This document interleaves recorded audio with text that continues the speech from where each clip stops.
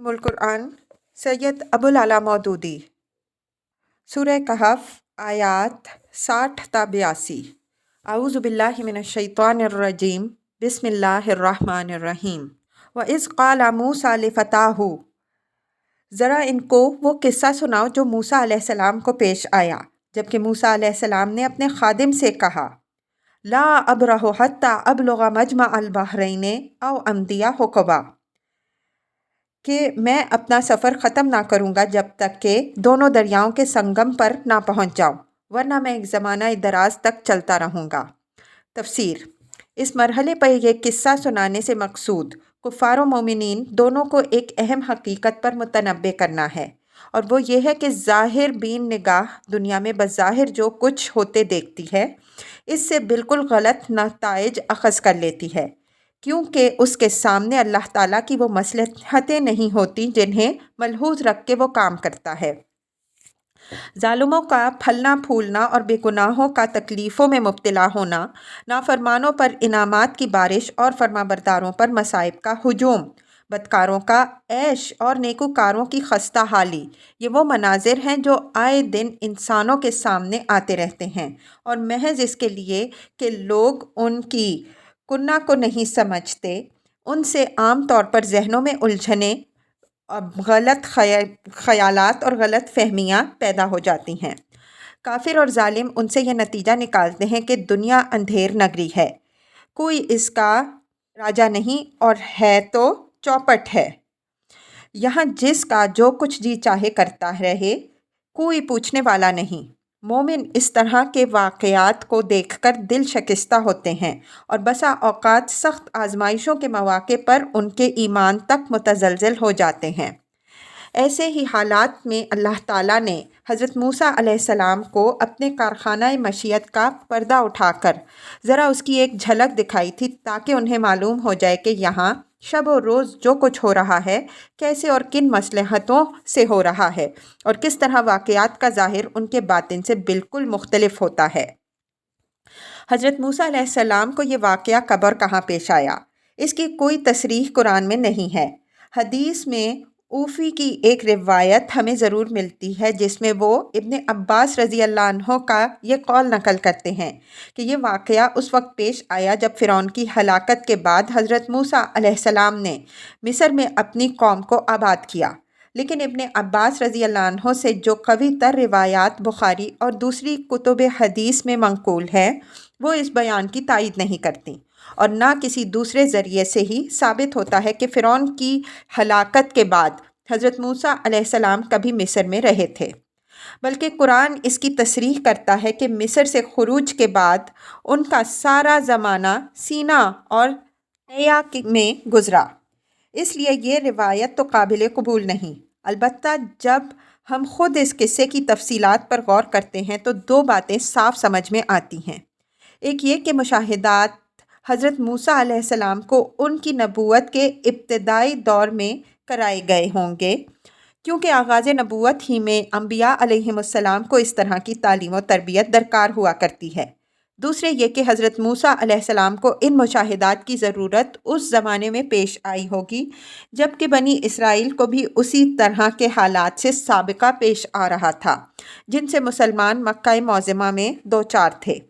ان دو وجوہ سے ہمارا قیاس یہ ہے، واللہ عالم والعلم عند اللہ، کہ اس واقعے کا تعلق اس دور سے ہے جبکہ مصر میں بنی اسرائیل پر فرعون کے مظالم کا سلسلہ جاری تھا، اور سرداران قریش کی طرح فرعون اور اس کے درباری بھی عذاب میں تاخیر دیکھ کر یہ سمجھ رہے تھے کہ اوپر کوئی نہیں ہے جو اس سے باز پرس کرنے والا ہو، اور مکے کے مظلوم مسلمانوں کی طرح مصر کے مظلوم مسلمان بھی بے چین ہو رہے تھے اور پوچھ رہے تھے کہ خدایا ان ظالموں پر انعامات کی اور ہم پر مصائب کی یہ بارش کب تک، حتیٰ کہ خود حضرت موسیٰ علیہ السلام یہ پکار اٹھے کہ ربنا انکا آتیت فرعون وملأہ زینۃ واموالا فی الحیاۃ الدنیا ربنا لیضلوا عن سبیلک، اے پروردگار تو نے فرعون اور اس کے درباریوں کو دنیا کی زندگی میں بڑی شان و شوکت اور مال دولت دے رکھی ہے،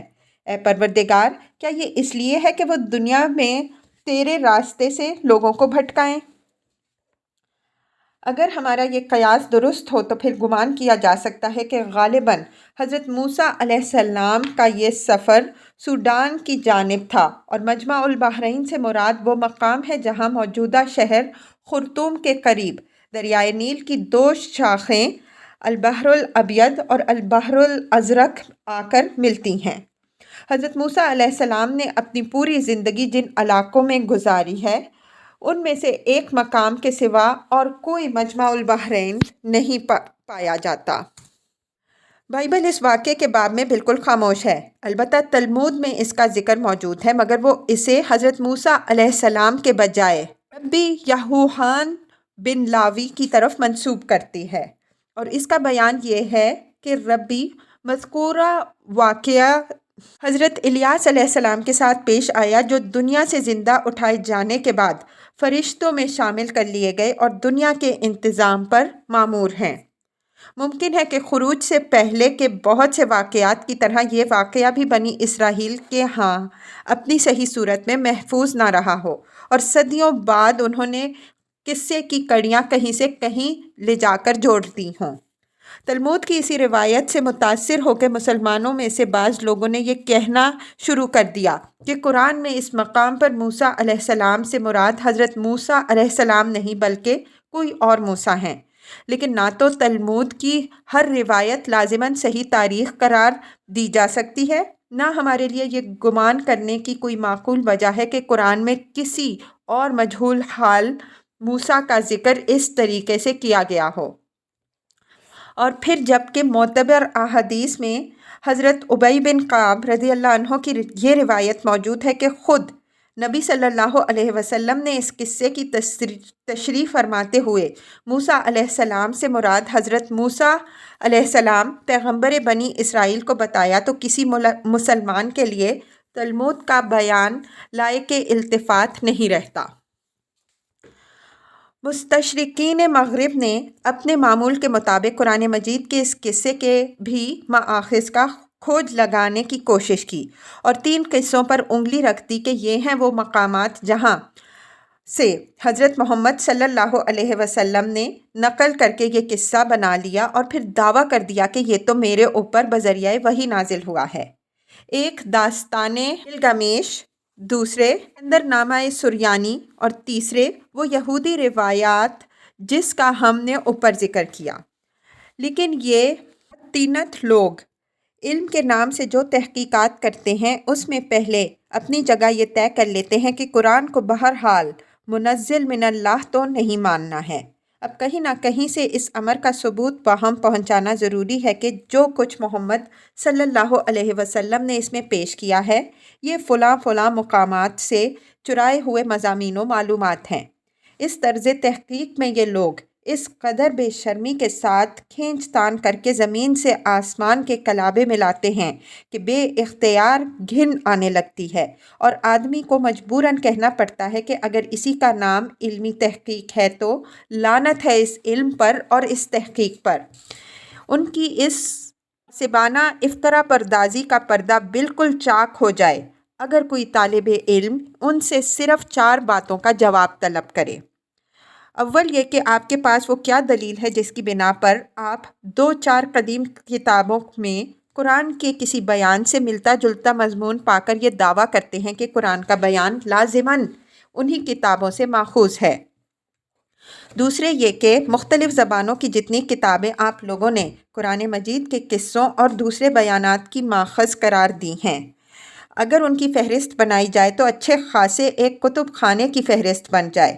کیا ایسا کوئی کتب خانہ مکے میں اور اس وقت موجود تھا اور مختلف زبانوں کے مترجمین بیٹھے ہوئے محمد صلی اللہ علیہ وسلم کے لیے مواد فراہم کر رہے تھے؟ اگر ایسا نہیں ہے اور آپ کا سارا انحصار ان 2-3 سفروں پر ہے جو نبی صلی اللہ علیہ وسلم نے نبوت سے کئی سال پہلے عرب سے باہر کیے، تو سوال یہ ہے کہ آخر ان تجارتی سفروں میں حضرت صلی اللہ علیہ وسلم کتنے کتب خانے نقل یا حفظ کر لائے تھے؟ اور اعلان نبوت سے ایک دن پہلے تک بھی حضرت صلی اللہ علیہ وسلم کی ایسی معلومات کا کوئی نشان آپ صلی اللہ علیہ وسلم کی بات چیت میں نہ پائے جانے کی کیا معقول وجہ ہے؟ تیسرے یہ کہ کفار مکہ اور یہودی اور نصرانی سب آپ صلی اللہ علیہ وسلم ہی کے بارے میں یہ جاننا چاہتے تھے کہ یہ مضامین کہاں سے لاتے ہیں، بالکل جیسے آپ چاہتے ہیں۔ اگر آپ بتا سکتے ہیں کہ حضرت صلی اللہ علیہ وسلم کے معاصرین کو اس سرقے کا پتہ نہ چلنے کی کیا وجہ ہے؟ انہیں تو بار بار تحدی کی جا رہی تھی کہ یہ قرآن منزل من اللہ ہے، وحی کے سوا اس کا کوئی ماخذ نہیں۔ اگر تم اسے بشر کا کلام کہتے ہو تو ثابت کرو کہ بشر ایسا کلام کہہ سکتا ہے۔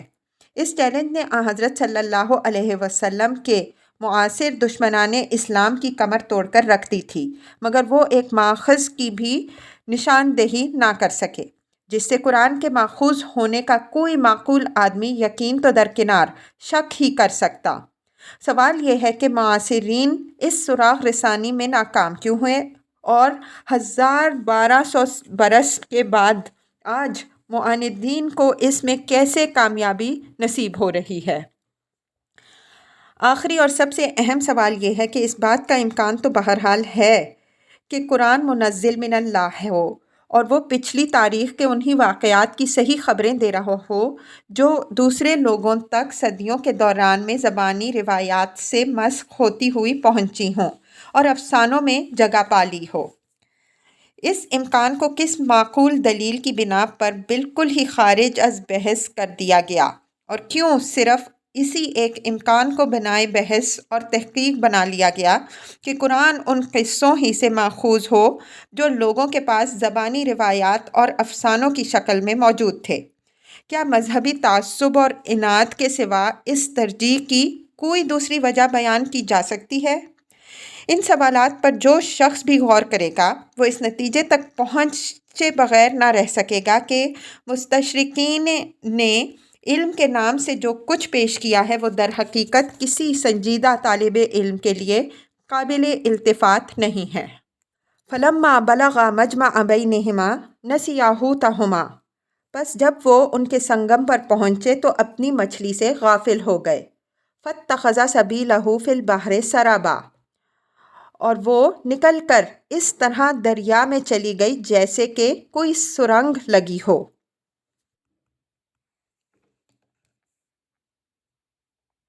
فلما جاوزا قال لفتاہ آتنا غداءنا، آگے جا کر موسیٰ علیہ السلام نے اپنے خادم سے کہا لاؤ ہمارا ناشتہ۔ لقد لقینا من سفرنا ھذا نصبا، آج کے سفر میں تو ہم بری طرح تھک گئے ہیں۔ قال ارأیت اذ اوینا الی الصخرہ، خادم نے کہا آپ نے دیکھا یہ کیا ہوا جب ہم اس چٹان کے پاس ٹھہرے ہوئے تھے۔ فإنی نسیت الحوت، اس وقت مجھے مچھلی کا خیال نہ رہا۔ وما انسانیہ الا الشیطان ان اذکرہ، اور شیطان نے مجھ کو ایسا غافل کر دیا کہ میں اس کا ذکر آپ سے کرنا بھول گیا۔ واتخذ سبیلہ فی البحر عجبا، مچھلی تو ایک عجیب طریقے سے نکل کر دریا میں چلی گئی۔ قال ذالک ما کنا نبغی، موسیٰ علیہ السلام نے کہا اسی کی تو ہمیں تلاش تھی۔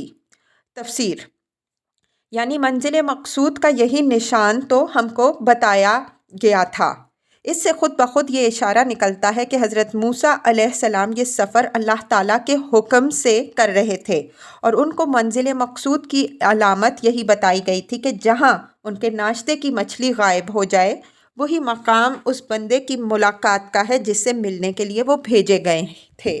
ارتدا علی آثارہم ما قصصا، چنانچہ وہ دونوں اپنے نقشہ قدم پر پھر واپس ہوئے۔ وجدا عبدا من عبادنا آتیناہ رحمتا من عندنا وعلمناہ من لدنا علما، اور وہاں انہوں نے ہمارے بندوں میں سے ایک بندے کو پایا جسے ہم نے اپنی رحمت سے نوازا تھا اور اپنی طرف سے ایک خاص علم عطا کیا تھا۔ تفسیر، اس بندے کا نام تمام معتبر احادیث میں خضر بتایا گیا ہے، اس لیے ان لوگوں کے اقوال کسی التفات کے مستحق نہیں ہیں جو اسرائیلی روایات سے متاثر ہو کر حضرت الیاس علیہ السلام کی طرف اس قصے کو منسوب کرتے ہیں۔ ان کا یہ قول نہ صرف اس بنا پر غلط ہے کہ نبی صلی اللہ علیہ وسلم کے ارشاد سے متصادم ہوتا ہے، بلکہ اس پر بھی سراسر لغو ہے کہ حضرت الیاس علیہ السلام حضرت موسیٰ علیہ السلام کے کئی سو برس بعد پیدا ہوئے ہیں۔ حضرت موسیٰ علیہ السلام کے خادم کا نام بھی قرآن میں نہیں بتایا گیا، البتہ بعض روایات میں ذکر ہے کہ وہ حضرت یوشع بن نون علیہ السلام تھے، جو بعد میں حضرت موسیٰ علیہ السلام کے خلیفہ ہوئے۔ قال لہ موسیٰ هل اتبعک علی ان تعلمنی مما علمت رشدا۔ موسیٰ علیہ السلام نے اس سے کہا، کیا میں آپ کے ساتھ رہ سکتا ہوں تاکہ آپ مجھے بھی اس دانش کی تعلیم دیں جو آپ کو سکھائی گئی ہے؟ قال انک لن تستطیع معی صبرا۔ اس نے جواب دیا کہ آپ میرے ساتھ صبر نہیں کر سکتے۔ کیف تصبر علی ما لم تحط بہ خبرا۔ اور جس چیز کی آپ کو خبر نہ ہو آخر آپ اس پر صبر کر بھی کیسے سکتے ہیں؟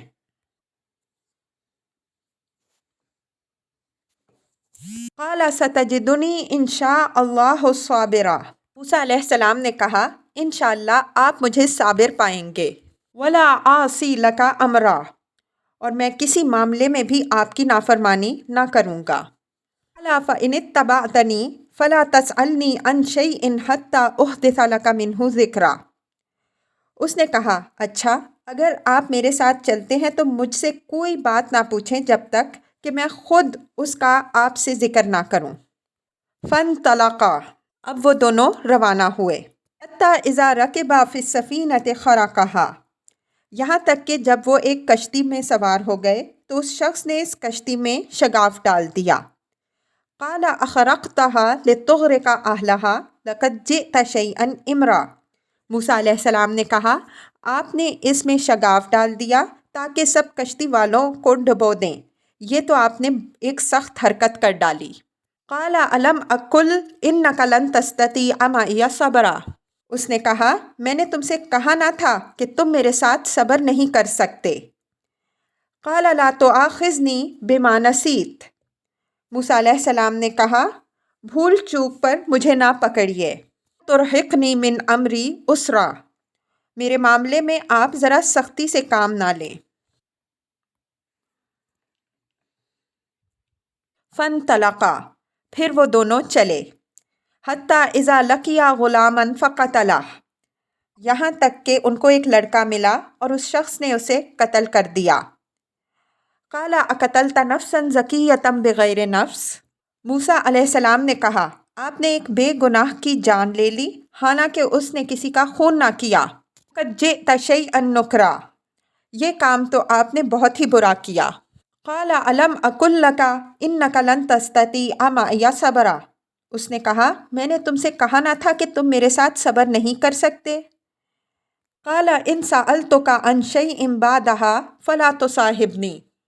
موسیٰ علیہ السلام نے کہا، اس کے بعد اگر میں آپ سے کچھ پوچھوں تو آپ مجھے ساتھ نہ رکھیں۔ قد بلغت من لدنی عذرا۔ لیجئے اب تو میری طرف سے آپ کو عذر مل گیا۔ فانطلقا۔ پھر وہ آگے چلے۔ حتی اذا آتیا اہل قریۃ استطعما اہلہا فابوا ان یضیفوہما۔ یہاں تک کہ ایک بستی میں پہنچے اور وہاں کے لوگوں سے کھانا مانگا مگر انہوں نے ان دونوں کی ضیافت کرنے سے انکار کر دیا۔ فوجد فیہا جدارا یرید ان ینقض فاقامہ۔ وہاں انہوں نے ایک دیوار دیکھی جو گرا چاہتی تھی، اس شخص نے اس دیوار کو پھر قائم کر دیا۔ قال لو شئت لاتخذت علیہ اجرا۔ موسیٰ علیہ السلام نے کہا، اگر آپ چاہتے تو اس کام کی اجرت لے سکتے تھے۔ قال ھذا فراق بینی و بینک۔ اس نے کہا، بس میرا اور تمہارا ساتھ ختم ہوا۔ سأنبئک بتأویل ما لم تستطع علیہ صبرا۔ اب میں تمہیں ان باتوں کی حقیقت بتاتا ہوں جن پر تم صبر نہ کر سکے۔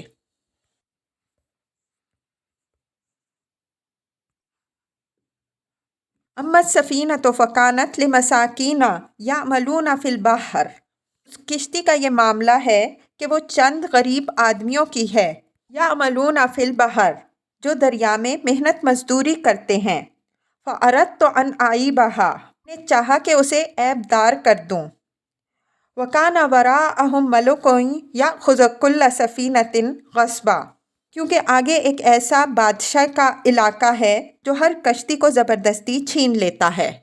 وَأَمَّا الْغُلَامُ فَكَانَ أَبَوَاهُ مُؤْمِنَيْنِ فَخَشِينَا أَنْ يُرْهِقَهُمَا طُغْيَانًا وَكُفْرًا، وہ لڑکا تو اس کے والدین مومن تھے، ہمیں اندیشہ ہوا کہ یہ لڑکا اپنی سرکشی اور کفر سے ان کو تنگ کرے گا۔ أَرَدْنَا أَنْ يُبْدِلَهُمَا رَبُّهُمَا خَيْرًا مِّنْهُ زَكَاةً وَأَقْرَبَ رُحْمًا، اس لیے ہم نے چاہا کہ ان کا رب اس کے بدلے ان کو ایسی اولاد دے جو اخلاق میں بھی اس سے بہتر ہو اور جس سے صلہ رحمی بھی زیادہ متوقع ہو۔ وَأَمَّا الْجِدَارُ فَكَانَ لِغُلَامَيْنِ يَتِيمَيْنِ فِي الْمَدِينَةِ وَكَانَ تَحْتَهُ كَنْزٌ لَهُمَا، اور اس دیوار کا معاملہ یہ ہے کہ یہ دو یتیم لڑکوں کی ہے جو اس شہر میں رہتے ہیں، اس دیوار کے نیچے ان بچوں کے لیے ایک خزانہ مدفون ہے۔ وَكَانَ أَبُوهُمَا صَالِحًا، ان کا باپ ایک نیک آدمی تھا۔ أَرَادَ رَبُّكَ أَن يَبْلُغَا أَشُدَّهُمَا وَيَسْتَخْرِجَا كَنْزَهُمَا، اس لیے تمہارے رب نے چاہا کہ یہ دونوں بچے بالغ ہوں اور اپنا خزانہ نکال لیں۔ رَحْمَةً مِّن رَبِّكَ، تمہارے رب کی رحمت کی بنا پر کیا گیا ہے۔ وَمَا فَعَلْتُهُ عَنْ أَمْرِي، میں نے کچھ اپنے اختیار سے نہیں کیا ہے۔ ذَلِكَ تَأْوِيلُ مَا لَمْ تَسْطِع عَلَيْهِ صَبْرًا، یہ ہے حقیقت ان باتوں کی جن پر تم صبر نہ کر سکے۔ تفسیر، اس قصے میں ایک بڑی پیچیدگی ہے جسے رفع کرنا ضروری ہے۔ حضرت خضر علیہ السلام نے یہ 3 کام جو کیے ہیں ان میں سے تیسرا کام تو خیر شریعت سے نہیں ٹکراتا، مگر پہلے دونوں کام یقیناً ان احکام سے متصادم ہوتے ہیں جو ابتدائے عہد انسانیت سے آج تک تمام شرائع الہیہ میں ثابت رہے ہیں۔ کوئی شریعت بھی کسی انسان کو یہ اجازت نہیں دیتی کہ وہ کسی کی مملوکہ چیز کو خراب کر دے اور کسی متنفس کو بے قصور قتل کر ڈالے، حتیٰ کہ اگر کسی انسان کو بطریق الہام بھی یہ معلوم ہو جائے کہ ایک کشتی کو آگے جا کر ایک غاصب چھین لے گا اور فلاں لڑکا بڑا ہو کر سرکش اور کافر نکلے گا، تب بھی اس کے لیے خدا کی بھیجی ہوئی شریعتوں میں سے کسی شریعت کی روح سے یہ جائز نہیں ہے کہ وہ اپنے اس الہامی علم کی بنا پر کشتی میں چھید کر دے اور ایک بے گناہ لڑکے کو مار ڈالے۔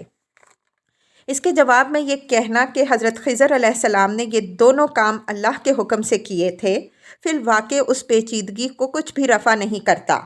سوال یہ نہیں ہے کہ حضرت خضر علیہ السلام نے یہ کام کس کے حکم سے کیا، ان کا حکم الہی سے ہونا تو بالیقین ثابت ہے، کیونکہ حضرت خضر علیہ السلام خود فرماتے ہیں کہ ان کے یہ افعال ان کے اختیاری نہیں بلکہ اللہ کی رحمت ان کی محرک ہوئی ہے، اور اس کی تصدیق اللہ تعالیٰ خود فرما چکا ہے کہ حضرت خضر علیہ السلام کو اللہ کی طرف سے ایک علم خاص حاصل تھا۔ بس یہ امر تو ہر شک و شبہ سے بالا تر ہے کہ یہ کام اللہ کے حکم سے کیے گئے تھے، مگر اصل سوال جو یہاں پیدا ہوتا ہے وہ یہ ہے کہ اللہ کے ان احکام کی نوعیت کیا تھی۔ ظاہر ہے کہ یہ تشریعی احکام نہ تھے، کیونکہ شرائع الہیہ کے جو بنیادی اصول قرآن اور اس سے پہلے کی کتب آسمانی سے ثابت ہیں ان میں کبھی کسی انسان کے لیے یہ گنجائش نہیں رکھی گئی کہ وہ بلا ثبوت جرم کسی دوسرے انسان کو قتل کر دے۔ اس لیے لا محالہ یہ ماننا پڑے گا کہ یہ احکام اپنی نوعیت میں اللہ تعالیٰ کے ان تکوینی احکام سے مشابہت رکھتے ہیں جن کے تحت دنیا میں ہر آن کوئی بیمار کر ڈالا جاتا ہے اور کوئی تندرست کیا جاتا ہے، کسی کو موت دی جاتی ہے اور کسی کو زندگی سے نوازا جاتا ہے، کسی کو تباہ کیا جاتا ہے اور کسی پر نعمتیں نازل کی جاتی ہیں۔ اب اگر یہ تکوینی احکام ہیں تو ان کے مخاطب صرف فرشتے ہی ہو سکتے ہیں، جن کے بارے میں شرعی جواز عدم جواز کا سوال پیدا ہی نہیں ہوتا، کیونکہ وہ اپنے ذاتی اختیار کے بغیر صرف اوامر الہیہ کی تعمیل کرتے ہیں۔ رہا انسان تو خواہ وہ بلا ارادہ کسی تکوینی حکم کے نفاذ کا ذریعہ بنے اور خواہ الہاماً اس طرح کا کوئی غیبی علم اور حکم پا کر اس پر عمل درآمد کرے، بہرحال وہ گناہ گار ہونے سے نہیں بچ سکتا، اگر وہ کام جو اس نے کیا ہے کسی حکم شرعی سے ٹکراتا ہو، اس لیے کہ انسان بحیثیت اس کے کہ وہ انسان ہے احکام شرعیہ کا مکلف ہے، اور اصول شریعت میں کہیں یہ گنجائش نہیں پائی جاتی کہ کسی انسان کے لیے محض اس بنا پر احکام شرعیہ میں کسی حکم کی خلاف ورزی جائز ہو کہ اسے بذریعہ الہام اس خلاف ورزی کا حکم ملا ہے اور بذریعہ علم غیب اس خلاف ورزی کی مصلحت بتائی گئی ہے۔ یہ ایک ایسی بات ہے جس پر نہ صرف تمام علماء شریعت متفق ہیں بلکہ اکابر صوفیاء بھی بالاتفاق یہی بات کہتے ہیں۔ چنانچہ علامہ الوسی رحمہ اللہ نے تفصیل کے ساتھ عبد الوہاب شعرانی، محی الدین ابن عربی، مجدد الفسانی، شیخ عبد القادر جیلانی، جنید بغدادی، فرری سقطی، ابو الحسین النوری، ابو سعید راز، ابو العباس احمد تینوری اور امام غزالی رحمہم اللہ جیسے نامور بزرگوں کے اقوال نقل کر کے یہ ثابت کیا ہے کہ اہل تصوف کے نزدیک بھی کسی ایسے الہام پر عمل کرنا خود صاحب الہام تک کے لیے جائز نہیں جو نص شرعی کے خلاف ہو۔ اب کیا ہم یہ مان لیں کہ اس قاعدہ کلیہ سے صرف ایک انسان مستثنیٰ کیا گیا اور وہ ہیں حضرت خضر علیہ السلام، یا یہ سمجھیں کہ خضر علیہ السلام کوئی انسان نہ تھے بلکہ اللہ کے ان بندوں میں سے تھے جو مشیت الہی کے تحت کام کرتے ہیں؟ پہلی صورت کو ہم تسلیم کر لیتے ہیں اگر قرآن بالفاظ صریح یہ کہہ دیتا کہ وہ بندہ جس کے پاس حضرت موسیٰ علیہ السلام اس تربیت کے لیے بھیجے گئے تھے وہ انسان تھا، لیکن قرآن اس کے انسان ہونے کی تصریح نہیں کرتا بلکہ صرف عبدم من عبادنا، ہمارے بندوں میں سے ایک بندہ ہے کہ الفاظ بولتا ہے، جو ظاہر ہے کہ اس بندے کے انسان ہونے کو ملتزم نہیں ہیں۔ قرآن مجید میں متعدد جگہ فرشتوں کے لیے بھی یہ لفظ استعمال ہوا ہے۔ مثال کے طور پر ملاحظہ ہو سورہ انبیاء آیت 26، سورہ زخرف آیت 19۔ پھر کسی صحیح حدیث میں نبی صلی اللہ علیہ وسلم سے بھی کوئی ایسا ارشاد منقول نہیں ہے جس میں صراحت کے ساتھ حضرت خضر علیہ السلام کو نوع انسانی کا ایک فرد قرار دیا گیا ہو۔ اس باب میں مستند ترین روایات وہ ہیں جو سعید ابن جبیر ان ابن عباس ان ابی بن کعب ان رسول اللہ صلی اللہ علیہ وسلم کی سند سے ائمہ حدیث کو پہنچی۔ ان میں حضرت خضر علیہ السلام کے لیے صرف رجل کا لفظ آیا جو اگرچہ مرد انسانوں کے لیے استعمال ہوتا ہے مگر انسانوں کے لیے مخصوص نہیں، چنانچہ خود قرآن میں بھی یہ لفظ جنوں کے لیے مستعمل ہو چکا ہے، جیسے کہ سورہ جن میں ارشاد ہوا ہے کانا رجال من الانس یعوذون برجال من الجن۔ نیز یہ ظاہر ہے کہ جن یا فرشتہ یا کوئی اور غیر مرئی وجود جب انسانوں کے سامنے آئے گا تو انسانی شکل ہی میں آئے گا، اور اس حالت میں اس کو بشر یا انسان ہی کہا جائے گا۔ حضرت مریم علیہ السلام کے سامنے جب فرشتہ آیا تو قرآن اس واقعے کو یوں بیان کرتا ہے فَتَمَثَّلَ لَهَا بَشَرًا سَوِيًّا۔ بس نبی صلی اللہ علیہ وسلم کا یہ ارشاد کہ وہاں انہوں نے ایک مرد کو پایا، حضرت خضر علیہ السلام کے انسان ہونے پر صریح دلالت نہیں کرتا۔ اس کے بعد ہمارے لیے اس پیچیدگی کو رفع کرنے کی صرف یہی ایک صورت باقی رہ گئی ہے کہ ہم خضر علیہ السلام کو انسان نہ مانیں بلکہ فرشتوں میں سے یا اللہ کی کسی اور ایسی مخلوق میں سے سمجھیں جو شرائع کی مکلف نہیں ہے بلکہ کارگاہ مشیت کی کارکن ہے۔ متقدمین میں سے بھی بعض لوگوں نے یہ رائے ظاہر کی ہے، جیسے ابن کثیر رحمہ اللہ نے اپنی تفسیر میں وردی کے حوالے سے نقل کیا ہے۔